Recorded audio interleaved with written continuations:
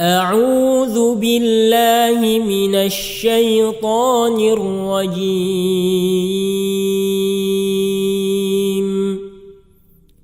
بسم الله الرحمن الرحيم.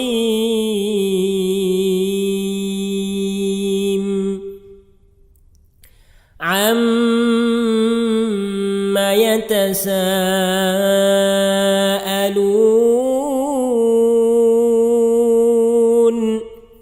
عن النبأ العظيم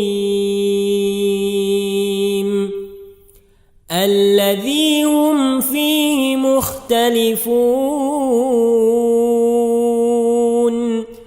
كلا سيعلمون ثم كلا سيعلمون.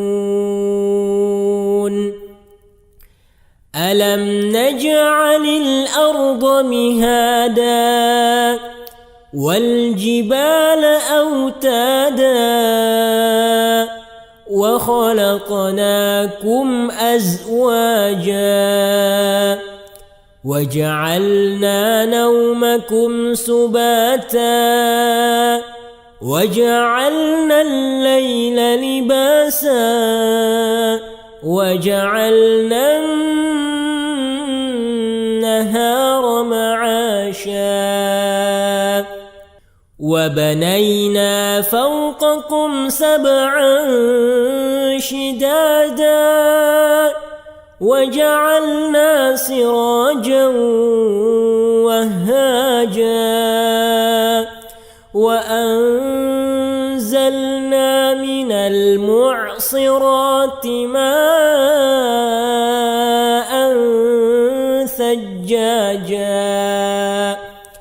لنخرج به حبا ونباتا وجنات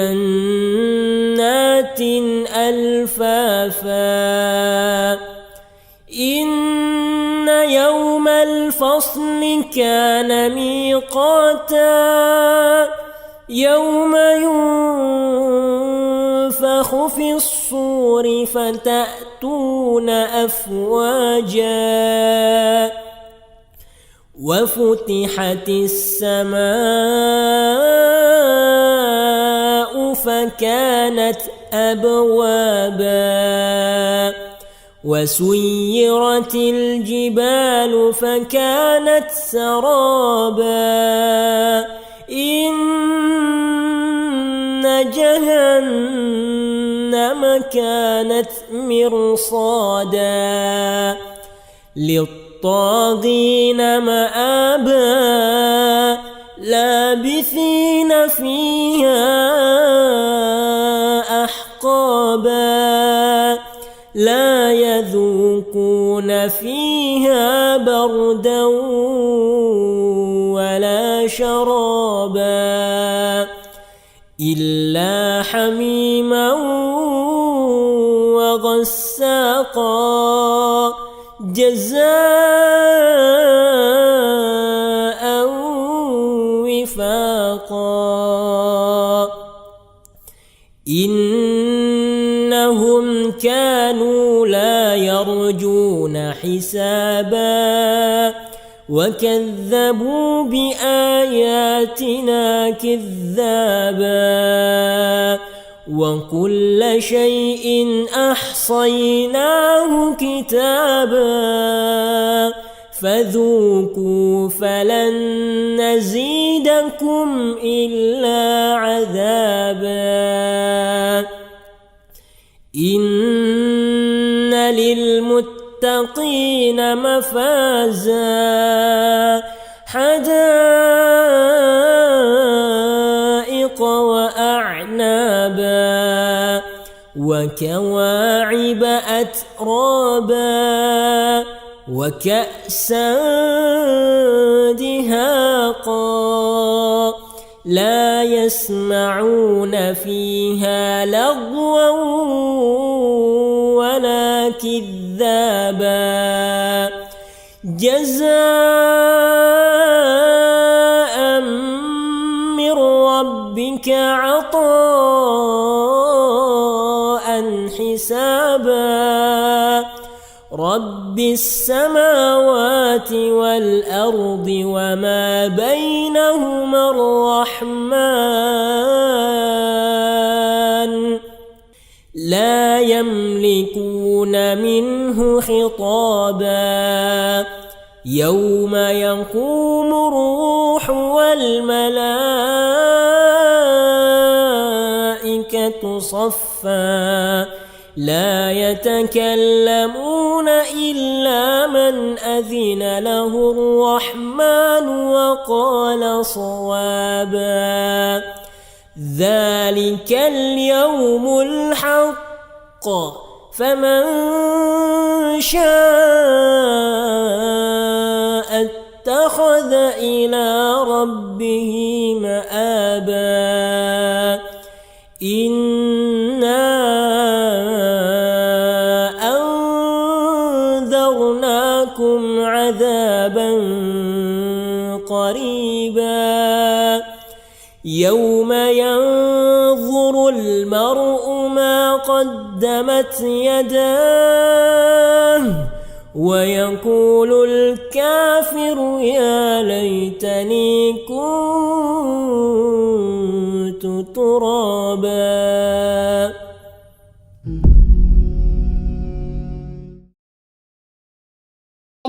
إن أتاكم عذاب الله بغتة أو جهرة هل يهلك إلا القوم الظالمون وما نرسل المرسلين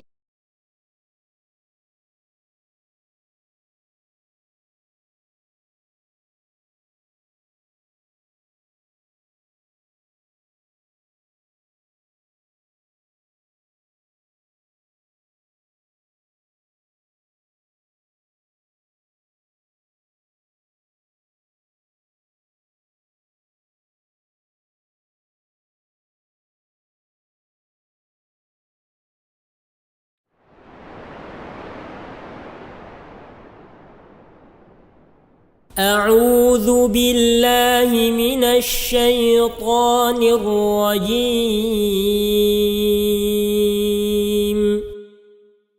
بسم الله الرحمن الرحيم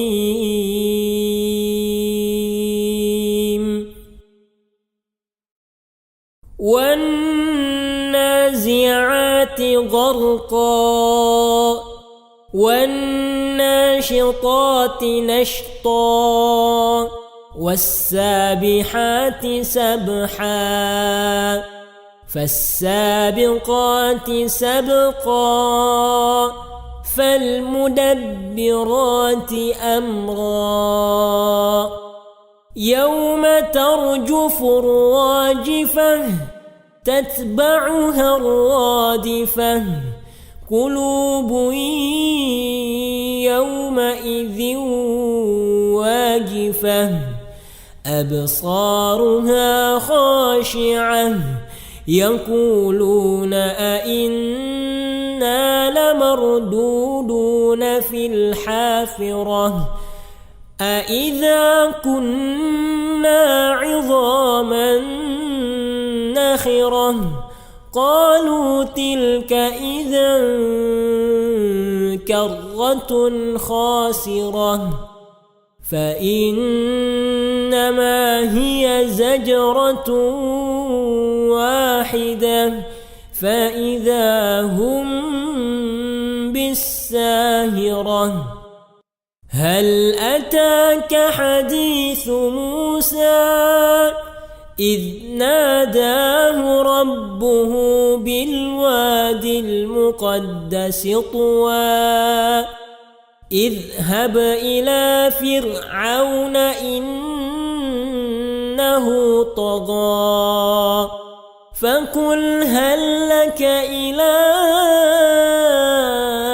أن تزكى وأهديك إلى ربك فتخشى فأراه الآية الكبرى فكذب وعصى ثم أدبر يسعى فحشر فنادى فقال أنا ربكم الأعلى فأخذه الله نكال الآخرة والأولى إن في ذلك لعبرة لمن يخشى أأنتم أشد خلقا أم السماء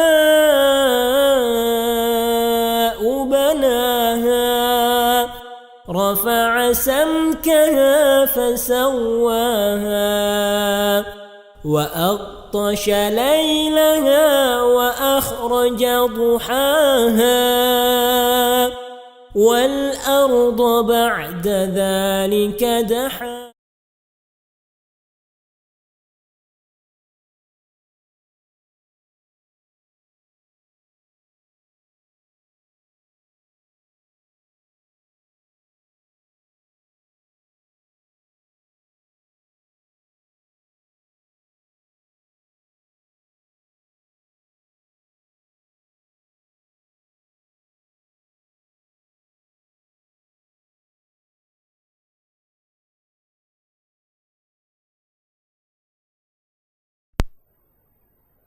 وسيئات أعمالنا من يهده الله فلا مضل له ومن يضلل فلا هادي له وأشهد أن لا إله إلا الله وحده لا شريك له وأشهد أن محمدا عبده ورسوله اللهم صل على محمد وعلى آله وصحبه ومن اهتدى بهديه واستنى بسنته إلى يوم الدين أما بعد. Hadirin bapak-bapak dan ikhwah dan anak-anakku sekalian, hafizakumullahu ta'ala jami'an. Alhamdulillah, pada malam hari ini, di malam Rabu, di malam yang ke-7 di bulan Rabiul Akhir 1444 Hijriah, dengan izin Allah dan taufiknya kembali kita hadir bermajlis untuk sama-sama membaca dan menelaah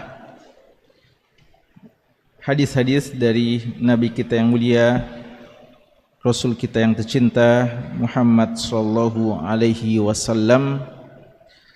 Hadis-hadis beliau yang dikumpulkan oleh Al-Imam Amirul Mukminin fil Hadis Jabalul Hifdz Abu Abdullah Muhammad bin Ismail Al-Bukhari rahimahumallahu rahmatan wasi'ah. Kitab ini adalah kitab yang berjudul Al-Adabul Mufrad.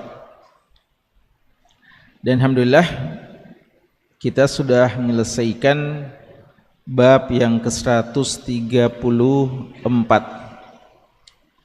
Malam ini kita akan masuk ke dalam satu bab yang cukup besar, ya. Bab yang merupakan di antara inti bab ini, karena dia pada hakikatnya menghimpun bab-bab yang terdahulu dan bab-bab yang setelahnya, yaitu babun husnul khuluq, bab tentang akhlak yang baik. Apa-apa yang pernah kita pelajari dan juga masih akan kita pelajari beberapa bab-bab, maka itu pada hakikatnya masuk pada akhlak yang baik.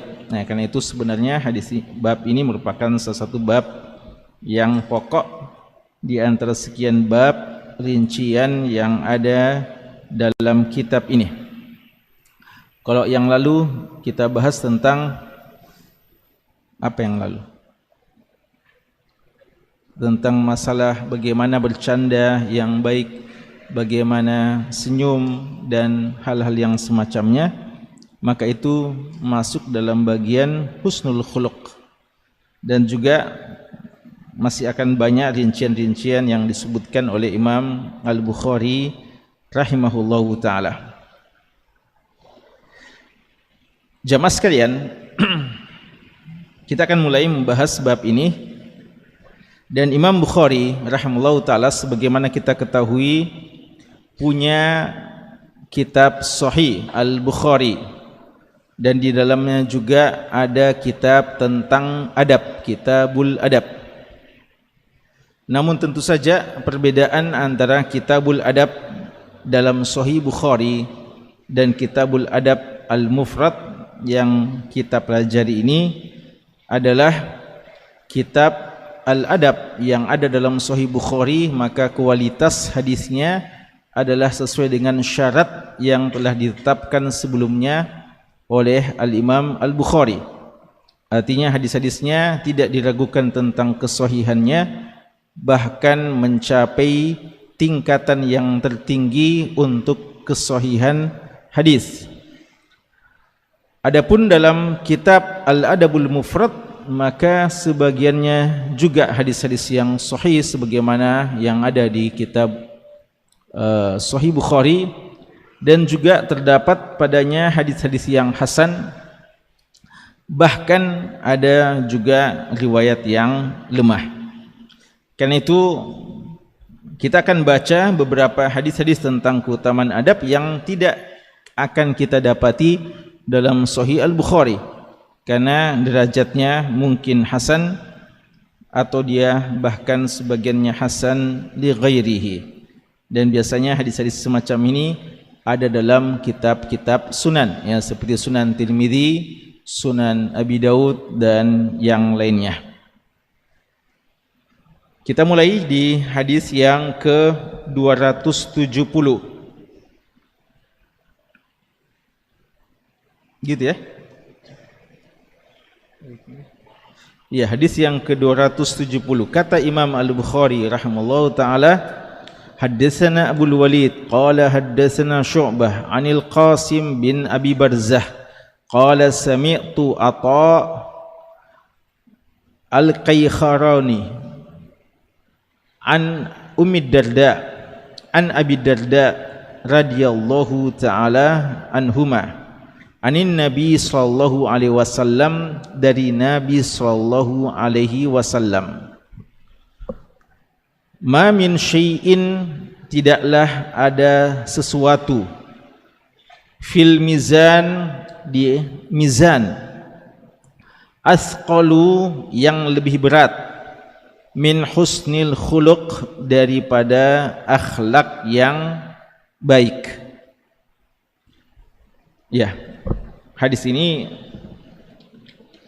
seperti yang kita isyaratkan tadi, dia hadis diriwayatkan oleh Imam Abu Daud dan Imam Tirmidzi dalam sunannya, dan hadis ini derajatnya hasan atau sahih, ya. Jadi hadis ini juga hadis yang sahih atau minimal hasan.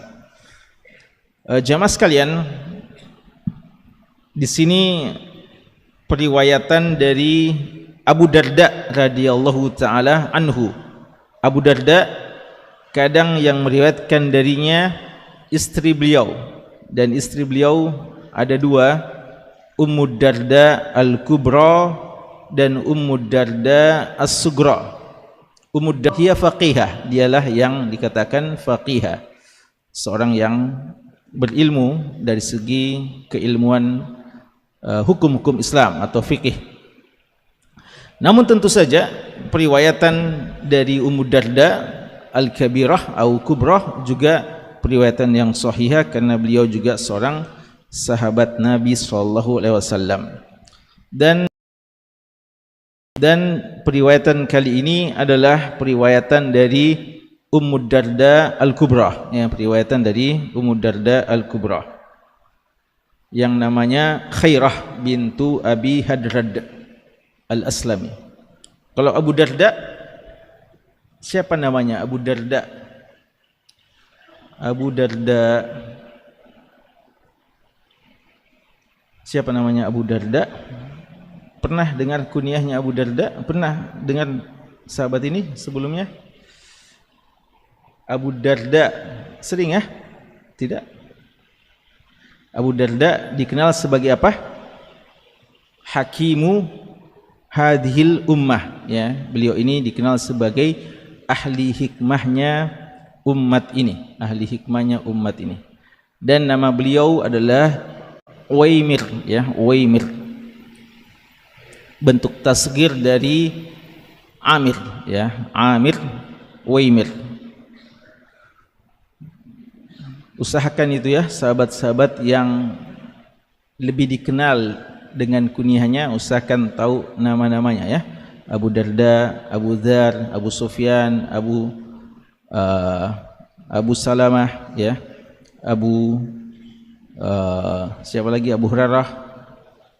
Masih ada lagi? Banyak Abu ya. Abu Qatadah, ya. Usahakan bisa tahu semua namanya. Abu Umamah dan yang lain-lain.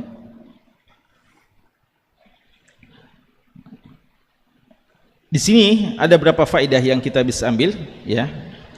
Dalam bab ini akan banyak hadis yang kita akan bahas, ya.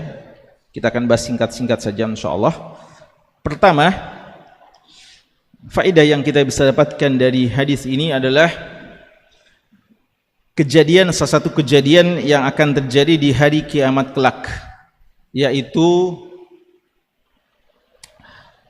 ditimbangnya amal-amal soleh kita, ya. Jadi ini diantara kejadian yang pasti terjadi di hari kiamat kelak, yaitu yaumul jaza, hari pembalasan, ya, hari pembalasan.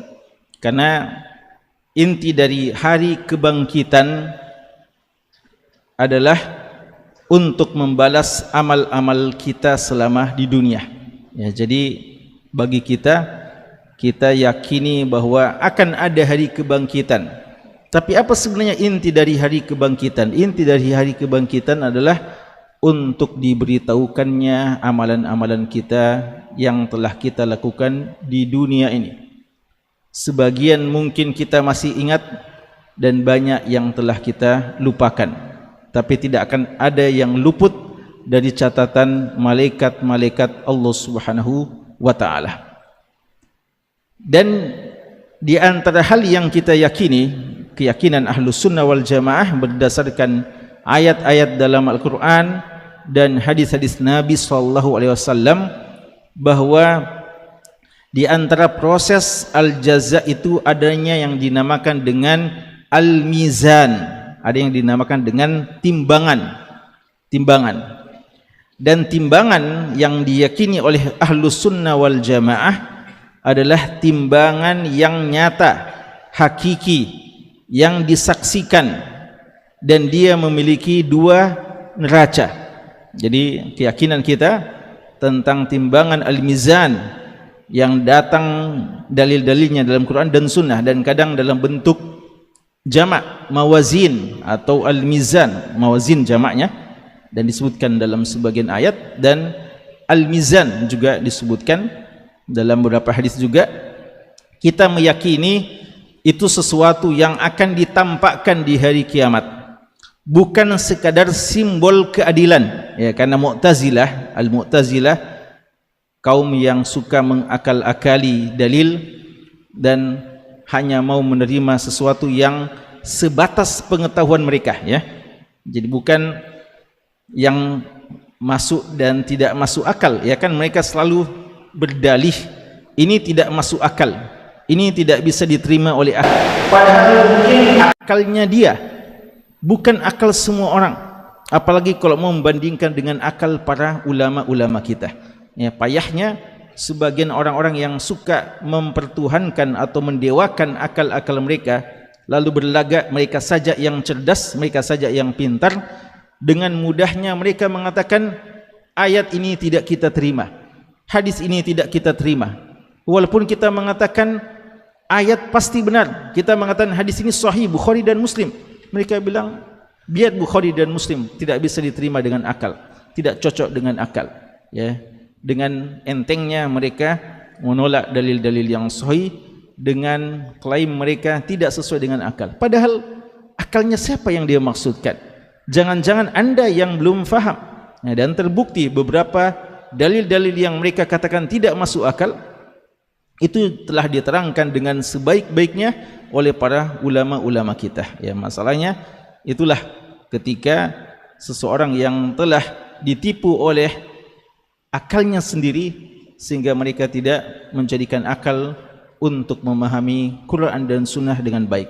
Adapun umat Islam Ahlus Sunnah wal Jamaah sangat menghargai akal, karena akal merupakan sesuatu anugerah yang datang dari Allah sebagaimana anggota-anggota tubuh yang lainnya, tapi tidak menjadikan akal sebagai hakim untuk menentukan benar tidaknya dalil Quran dan Sunnah. Jadi bagi mereka mizan yang ada dalam Quran dan Sunnah itu hanyalah simbol keadilan, bahwa Allah adil dan tidak ada sesuatu wujud yang disaksikan, ya.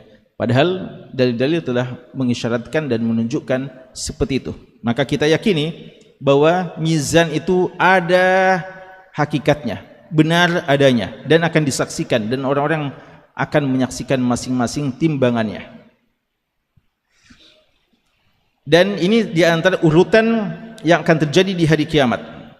Dan mungkin yang paling kuat urutan-urutan mereka, ya ada khilaf dari urutan tentang hisab, lalu tentang haud, lalu tentang sirat, dan tentang mizan, ya. Tapi yang kuat wallahu alam, dan ini termasuk masalah-masalah yang boleh khilaf karena hadis-hadisnya bisa difahami kadang begini dan kadang begitu, maka tapi mungkin yang lebih tepat adalah yang mengatakan dari tiga yang akan dilalui oleh setiap orang dari umat Nabi SAW di hari kiamat. Maka pertama adalah haud, telaga Nabi SAW, lalu mizan, timbangan amal, lalu setelah itu as-sirat, ya, titian, jembatan yang akan kita lalui. Kemudian di antara keyakinan Ahlus Sunnah wal Jamaah juga bahwa yang akan ditimbang di hari kiamat dari mizan tersebut ada tiga. Yang pertama adalah amal soleh. Amal soleh kita akan ditimbang. Yang kedua adalah buku catatan kita. Dan yang ketiga adalah diri kita. Diri kita. Artinya masing-masing kita juga akan ditimbang.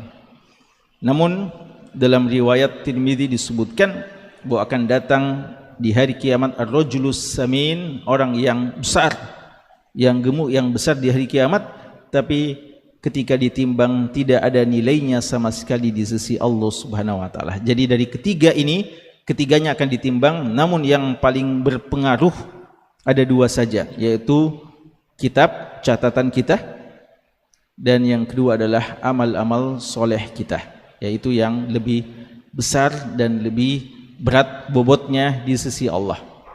Amal soleh banyak jenisnya, namun hadis ini menjelaskan kepada kita bahwa di antara amal soleh yang paling berbobot, yang paling berat timbangannya adalah husnul khuluq, ya, akhlak yang baik.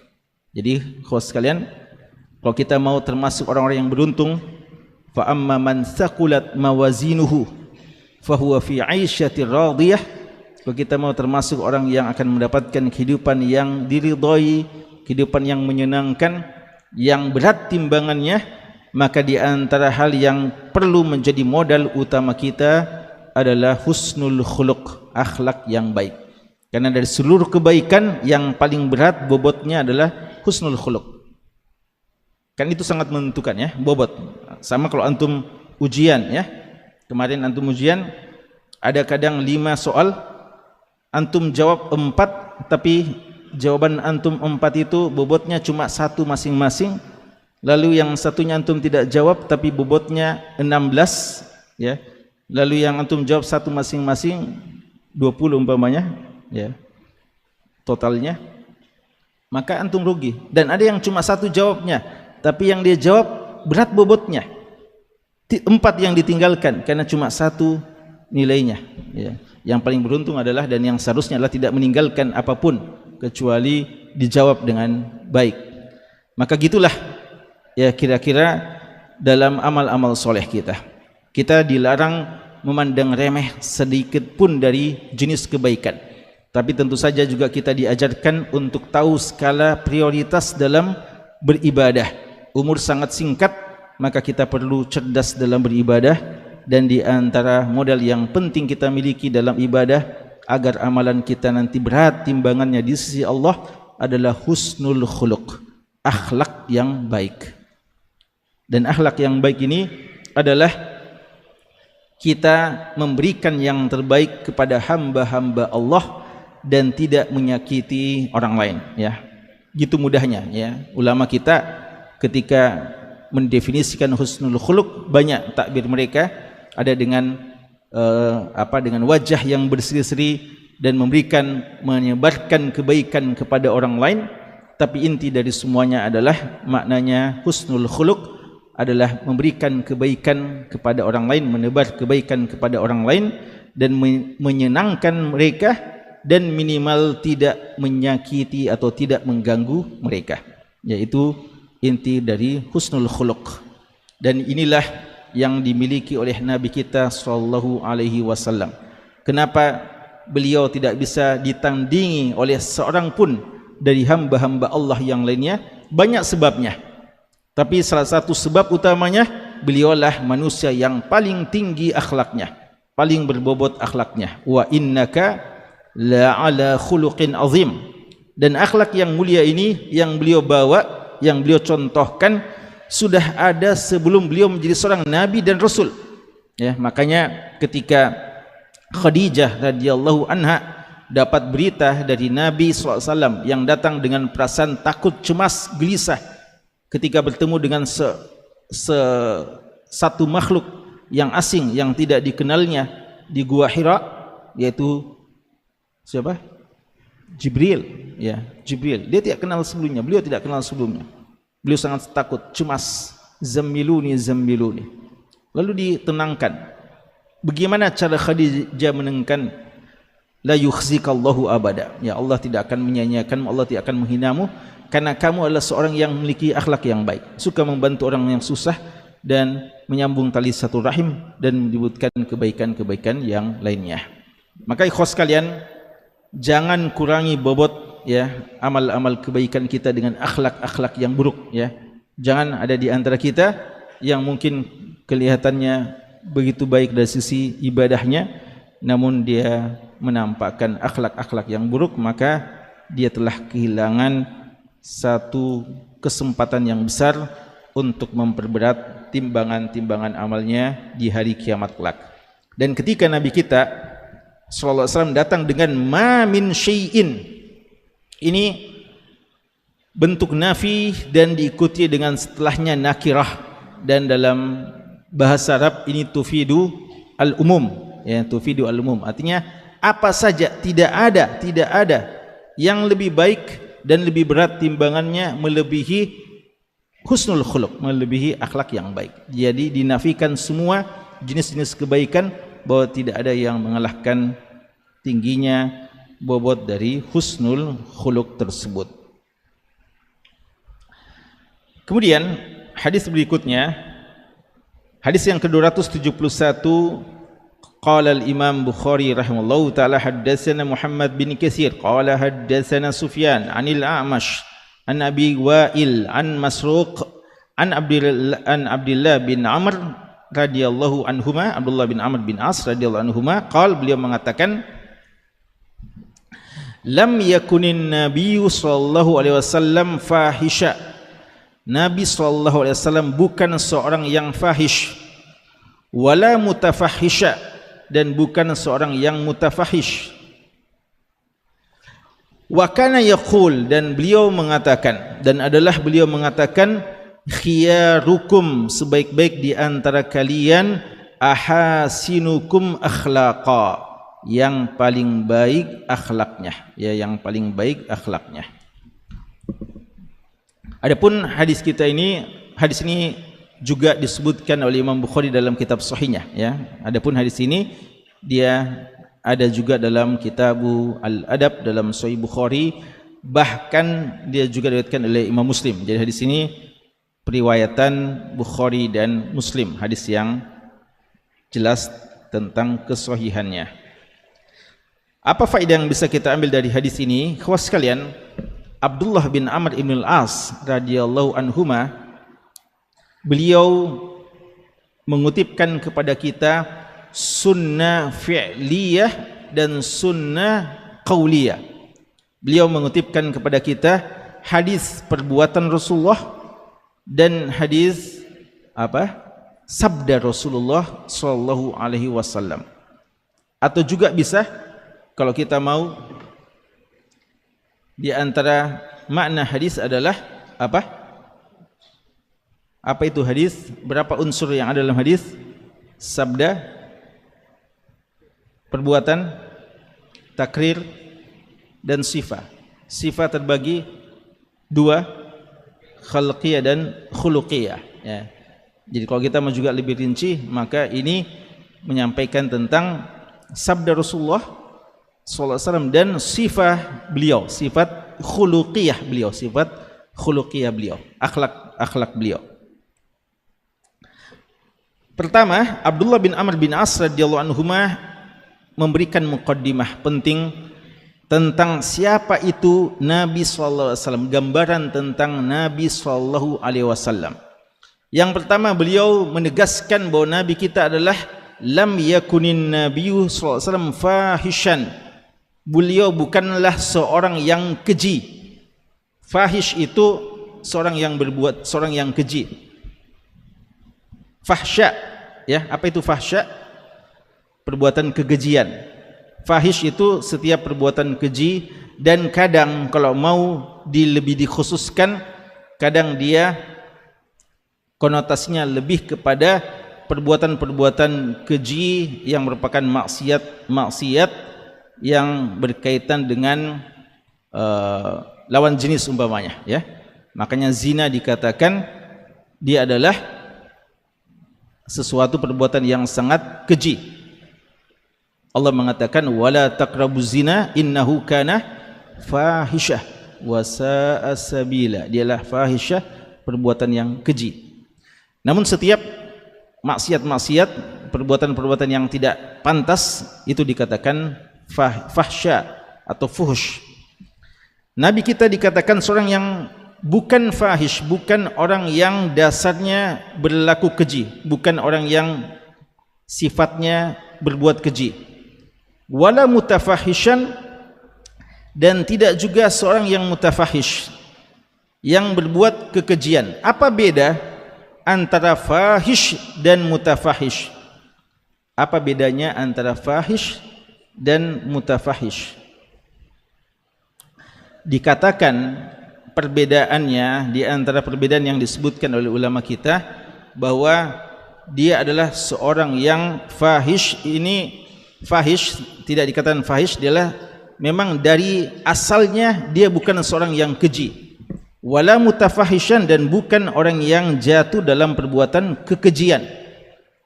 Kan ada seorang, umpamanya, adakah seorang yang bukan pendusta tapi dia berdusta? Ada? Ya, ada. Dia laisa kadziban, tapi suatu saat dia takazzaba. Apa itu takazzab? Artinya dia berbuat dusta, jatuh kepada perbuatan dusta. Jadi demikian pula ada seorang yang memang fahish, seorang yang selalu berbuat keji, maka orang yang seperti ini jelas mutafahish. Tapi ada orang yang dia asalnya bukan seorang yang keji, tapi wallahul musta'an, datang satu musibah, hati sedang lemah, godaan syahwat menguat, sehingga dia jatuh dalam perbuatan fahisyah. Maka ini dikatakan lam yakun fahishan walakinnahu mutafahish, ya. Atau kadang, hati-hati ya, kadang seseorang yang, dan ini diingatkan oleh ulama kita bahwa akhlak itu, akhlak, pertanyaan ikhwah, akhlak itu sesuatu yang jibili atau sesuatu yang muktasab? Jibili atau muktasab? Apa artinya jibili? Jibili artinya tabi'i, sudah begitu orangnya, sudah begitu dari sononya gitu, memang begitu asalnya. Umpamanya kan ada orang dilihat sejak awal memang pemberani ya, ada sejak awal penakut, ada sejak awal dia pemalu, ada sejak awal dia memang seorang ya orang yang apa, yang suka marah ya, suka emosi, temperamen. Karena ada memang orang yang kayaknya sudah begitu dari asalnya. Itu namanya apa? Jibili. Kalau muktasab adalah apa? Muktasab yang diusahakan. Iktasaba adalah sesuatu yang diusahakan. Pertanyaan kembali, apakah akhlak itu sesuatu yang jibili atau muktasab? Muktasab. Tidak ada yang jibili? Tidak ada yang jibili? Ada ya, ada.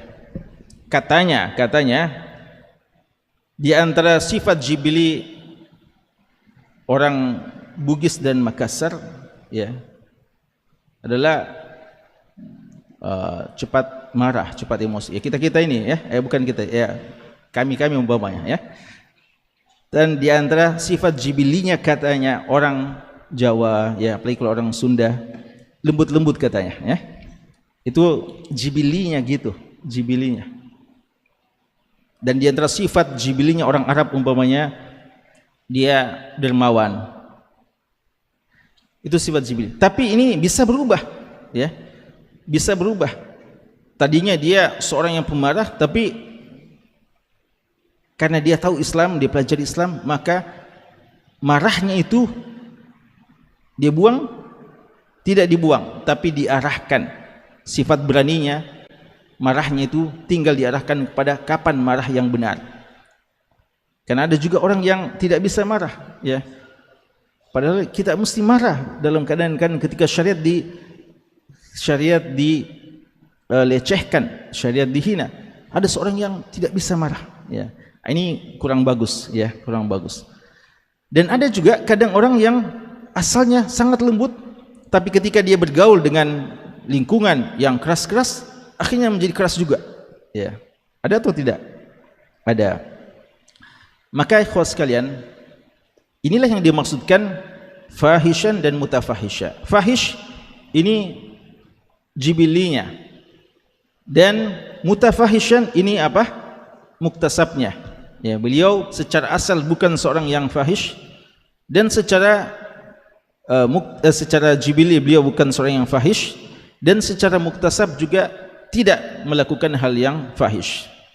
Dan ini perlu diperhatikan ya, bahwa jika kita berada pada lingkungan yang tidak menguntungkan agama kita, kita tinggalkan. Hati-hati, jangan kita tadinya baik-baik lalu kita bergaul dengan lingkungan yang rusak, maka sifat kita yang tadinya bagus akhirnya menjadi rusak ya. Dan di sini Nabi kita mengajarkan beliau bukan seorang yang fahish dan juga tidak mutafahish. Itu yang disampaikan oleh Abdullah bin Amr bin As radhiyallahu anhu. Kemudian sekarang masuk kepada sabda Nabi sallallahu alaihi wasallam. Nabi sallallahu alaihi wasallam bersabda, khiyarukum, orang yang terbaik di antara kalian, ahasinukum akhlaqa, orang yang paling baik akhlaknya ya, orang yang paling baik akhlaknya. Maka ini khos kalian salah satu cara untuk menjadi orang yang terbaik ya. Dan hadis ini juga mengajarkan kepada kita bahwa kita tidak hanya sekedar dituntut untuk menjadi orang baik, tapi menjadi apa? Orang yang terbaik ya. Jadi seorang muslim itu memiliki uluwul himmah, memiliki obsesi yang tinggi, cita-cita yang besar bukan cuma mau menjadi seorang yang baik, tapi dia ingin menjadi seorang yang terbaik. Makanya Nabi kita sallallahu alaihi wasallam dalam banyak hadisnya mengajarkan dan mengarahkan kita bagaimana menjadi orang-orang yang terbaik. Bahkan ya dari amal-amal soleh, dan juga dalam doa pun kita diperintahkan untuk minta yang terbaik. Apa itu minta yang terbaik? Minta surga. Dan apa surga yang tertinggi? Surga Firdaus, ya.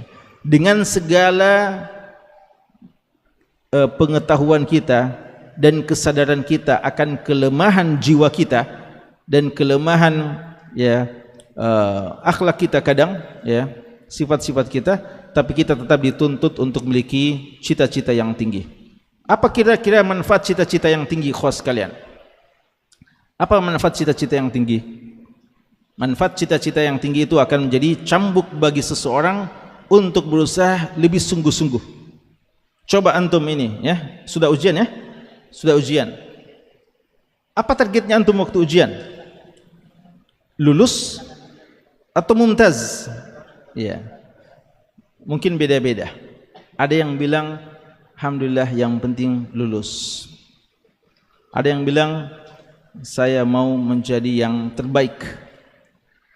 Ada yang bilang mudah-mudahan salah saya hanya 5 umpamanya. Ada yang bilang mudah-mudahan tidak ada salah saya, ya, dalam ujian.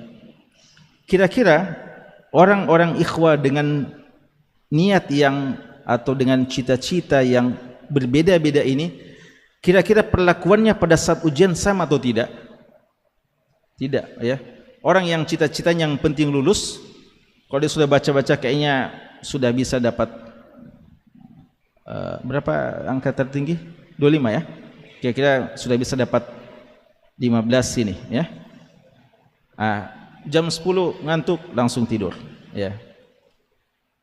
Tapi yang cita-citanya dapat 25 maksimal, dia bilang, masih ada ini sebagian, masih ada 23 halaman belum saya baca ini, ya. Jadi kira-kira insyaallah nanti saya tidur nanti jam 1:30 lah, ya. Dia akan tidak tidur sebelum dia selesaikan semua pelajarannya, mudzakarahnya. Kenapa? Karena targetnya beda, ya, antara si A dan si B. Begitulah kira-kira kenapa Nabi kita sallallahu alaihi wasallam menanamkan kepada kita untuk memiliki obsesi yang tinggi. Karena orang yang berakal tentu saja tidak akan mungkin dia cita-citanya tinggi lalu bermalas-malasan, ya. Makanya dikatakan ajibtu minal nari kaifa nama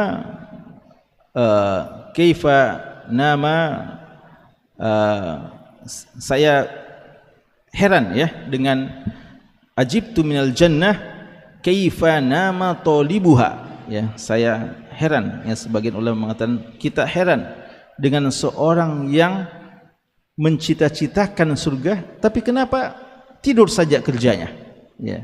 Dia menginginkan surga.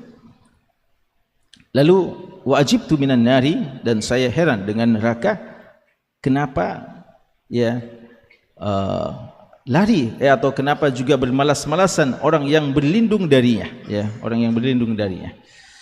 Ini memang seharusnya begitu, bahwasanya ketika kita memasang cita-cita yang tinggi, maka dia akan menjadi cambuk bagi kita untuk lebih sungguh-sungguh. Khusus sekalian, Nabi kita sallallahu alaihi wasallam menyebutkan tentang siapa-siapa orang yang terbaik, dan hal yang patut kita syukuri bahwa orang yang terbaik itu berbeda-beda. Alaysa kadzalik? Gitu, ya. Makanya kemarin atau tadi pagi? Tadi siang. Kemarin, ya. Kemarin siang, ya. Ada pembagian hadiah, ya. Ada pembagian hadiah untuk yang paling baik ceramahnya, khutbahnya. Ada juga yang paling baik kakinya, ya. Pemain futsal terbaik juga ada kemarin dapat hadiah dari mudir, ya. Ada juga mungkin nanti yang paling terbaik disakan, yang paling rajin kerja bakti umpamanya, ya. Ada juga yang paling baik di kelas, ya, mumtaz. Karena ada juga yang mumtaz di kelas tapi disahkan bermasalah, ya, umpamanya. Dan demikian seterusnya. Jadi manusia berbeda-beda. Dan ini diantara rahmat Allah kepada hamba-hambanya. Allah Maha tahu bahwasanya kita ini memiliki kemampuan yang berbeda-beda. Maka ikhwas sekalian, di antara hal yang kita perlu, ya, dan tentu saja hani'an, berbahagialah bagi seseorang yang setiap pos-pos kebaikan dialah pelopornya, dialah orang yang terdepan. Dan ini ada pada Nabi kita sallallahu alaihi wasallam dan ada pada sebagian ulama kita. Makanya kalau kita lihat, ya, contoh umpamanya Syekhul Islam Ibnu Taimiyah rahimallahu taala, mau ditanya tentang ilmunya, mau ditanya tentang amal solehnya, mau ditanya tentang ibadahnya, mau ditanya tentang akhlaknya, mau ditanya tentang infaknya, dan mau ditanya tentang jihadnya, semuanya ada. Dan kalau ulama-ulama sebelumnya, Imam Ahmad, ya, Imam Abdullah bin Mubarak, ijtama'at fihi jami' khisalil khair, ya, berkumpul padanya semua jenis-jenis kebaikan, bahkan menjadi orang-orang yang terdepan dalam hal itu. Ya, ada saja orang-orang yang semacam itu. Mungkin tidak banyak dan kebanyakan kita tidak bisa seperti itu, tapi jangan sampai ada di antara kita yang ya'jiz, ya, yang merasa lemah dan tidak mampu untuk menjadi yang terbaik dalam sesuatu pos-pos kebaikan. Yakinlah Allah memberikan kepada Anda satu bakat, satu kebaikan yang bisa Anda tekuni di situ, ya. Maka usahakanlah Anda bisa menjadi terbaik dari salah satu sisi, ya. Kalau sekalian, ada orang yang terbaik dari segi jihadnya, ada orang yang terbaik dari segi ibadahnya, ada orang yang terbaik dari segi ilmunya di sini, ya, dan ada orang yang terbaik dari segi hartanya juga. Di sini Nabi kita sallallahu alaihi wasallam menyampaikan kepada kita salah satu cara menjadi yang terbaik yang sebenarnya semua kita berpeluang. Apakah semua pos-pos kebaikan kita semuanya berpeluang? Ya atau tidak? Apakah semua pos-pos kebaikan kita semua punya peluang? Mungkin tidak semua, ya, karena kita mau menjadi orang yang terbaik infak kita umpamanya. Apakah kita semuanya bisa seperti itu? Tidak, karena masalah harta ini memang sudah dibagi-bagi. Tidak semua kita punya harta yang banyak. Maka biar semangat besar, tapi sebagian kita tidak punya harta. Dan ada yang Masya Allah diberikan harta dan dia memperbanyak untuk infak. Ilmu pun demikian, ilmu ini semuanya kita ingin, tapi Allah Subhanahu wa taala melebihkan sebagian orang dari sebagian yang lain. Ada yang diberikan kemampuan daya hafalan yang kuat dan pemahaman yang baik dan menguasai secara detail ilmu-ilmu yang ada, dan ini semuanya kita ingin, tapi tidak semuanya di antara kita bisa seperti itu. Tapi untuk masalah akhlak, kira-kira ini semuanya bisa mengusahakan atau tidak? Pada hakikatnya ini semuanya bisa mengusahakan, ya, semuanya kita bisa mengusahakan. Maka jangan sampai kita, ya, ketinggalan dari satu kesempatan kebaikan ini. Kata Nabi kita sallallahu alaihi wasallam, khiyarukum, orang-orang yang terbaik di antara kalian adalah ahasinukum akhlaqa, orang yang terbaik akhlaknya. Terakhir, khos kalian,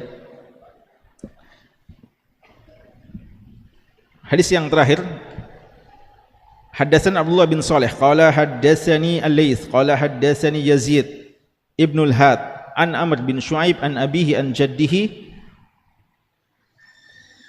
Siapa sahabat ini? Abdullah bin Amr bin As, ya. Kalau ada hadis an Amr bin Shu'aib an abi an jaddihi, maka kakek beliau itu adalah sahabat Abdullah bin Amr bin As radhiyallahu anhuma. Annahu sami'an nabiyya sallallahu alaihi wasallam yaqul. Jadi ini sama dengan sahabat yang tadi, ya. Ini perawinya sama dengan sahabat yang tadi, Abdullah bin Amr bin As radhiyallahu anhuma. Yaqul, bersabda, ukhbirukum bi ahabbikum ilayya, saya beritahu kepada kalian orang yang paling aku cintai, wa aqrabikum minni majlisan yaumal qiyamah, dan orang yang paling dekat majlisnya dengan Nabi SAW di hari kiamat. Fasakatal qaum, lalu para sahabat diam, kaum maksudnya yang hadir waktu itu pada diam. Fa'adaha marratini aw thalatha, beliau mengulangi 2 sampai 3 kali. Qalal qaum na'am ya Rasulullah, ya Rasulullah. Qala ahsanukum khuluqa, orang yang paling baik akhlaknya di antara kalian. Hadis ini hadis hasan ya. Karena kalau ada hadis an Amr bin Shu'aib an abihi an jaddihi, maka itu paling tinggi derajatnya hasan ya, paling tinggi derajatnya hasan. Berapa kesimpulan penting tentang hadis ini? Dalam sebagian riwayat ada kata-kata ala ukhbirukum ya, dalam sebagian lafaz hadis ala ukhbirukum. Maka jawabannya kalau ala ukhbirukum, apa jawabannya? Kalau ditanya ala ukhbirukum, jawabannya apa? Bala. Ya, sama dengan alaysa kadzalik, bala. Ya. Tapi di sini jawabannya apa? Naam, karena di sini pertanyaannya ukhbirukum, ya, tidak ada kata-kata ala. Khusus kalian, berapa faedah dari hadis ini? Pertama, ini salah satu metode Nabi kita sallallahu alaihi wasallam dalam mengajarkan ilmu. Kadang beliau bertanya dulu sebelum menyampaikan ilmu, dan tujuannya bertanya sebelum menyampaikan ilmu agar memancing perhatian dari pendengar ya, untuk memperhatikan apa yang akan diterangkan, dan sekaligus jika ada yang mengetahui maka untuk melatih istizkar ya bagi orang tersebut. Kemudian yang kedua, hadis ini menjelaskan kepada kita bahwa cinta Nabi SAW kepada umatnya itu bertingkat-tingkat. Apakah Nabi kita cinta kepada umatnya? Cinta atau tidak? Cinta.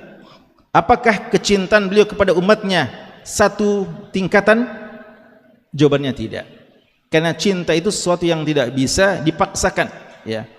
Maka ikhwas sekalian, Nabi kita sallallahu alaihi wasallam secara umum cinta kepada seluruh umatnya, tapi ada umatnya yang paling beliau cintai.